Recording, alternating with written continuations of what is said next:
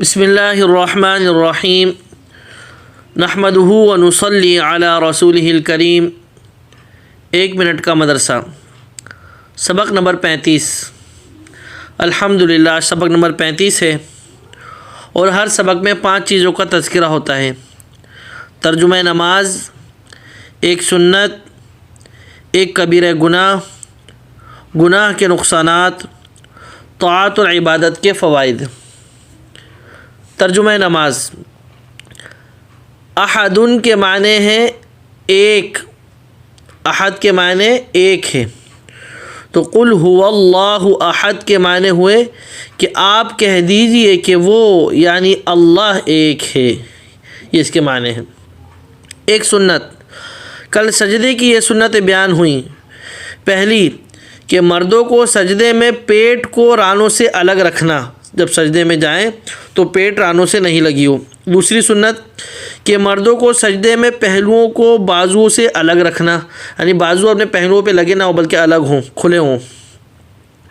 آج کا سبق سنت نمبر 3 کہ مردوں کو کوہنیوں کو زمین سے الگ رکھنا۔ بعض لوگوں کی عادت ہوتی ہے جب سجدے میں جاتے ہیں تو کوہنیاں ان کی زمین پہ لگ رہی ہوتی ہیں، یہ غلط ہے۔ صحیح اور سنت طریقہ یہی ہے کہ کوہنیاں زمین سے اٹھی ہوئی ہوں سجدے کی حالت میں۔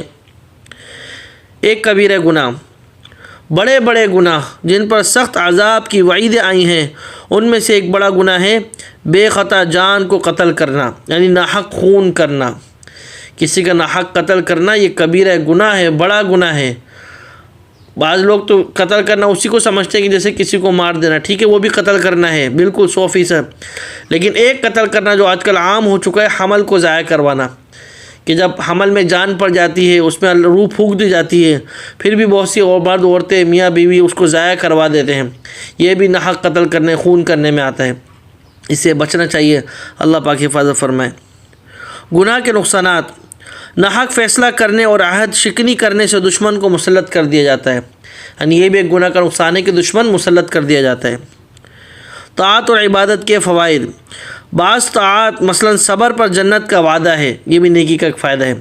حدیث قدسی میں ارشاد ہے کہ جب اپنے مومن بندے کے کسی پیارے کی جان لے لوں اور وہ ثواب سمجھ کر صبر کرے، اس کے لیے میرے پاس جنت کے سوا کوئی بدلہ نہیں۔ یہ بات بخاری شریف میں موجود ہے کہ اللہ پاک نے کیا فرمایا کہ جب میں کسی کی جان لے لیتا ہوں، کسی کے پیارے کی، یعنی کسی کا بھی کوئی پیارا رشتہ دار، بہن بھائی والدین کوئی بھی چلے جاتے ہیں، لیکن وہ اس پر صبر کرتا ہے، تو صبر کرنے کی وجہ سے اللہ پاک جو ہے اس کے بدلے میں جنت عطا فرماتے ہیں۔ یہ نیکی کا فائدہ ہے۔ اللہ پاک ہمیں ان باتوں کو سمجھنے اور عمل کرنے کی توفیق عطا فرمائے۔ وآخر دعوانا ان الحمد للہ رب العالمین۔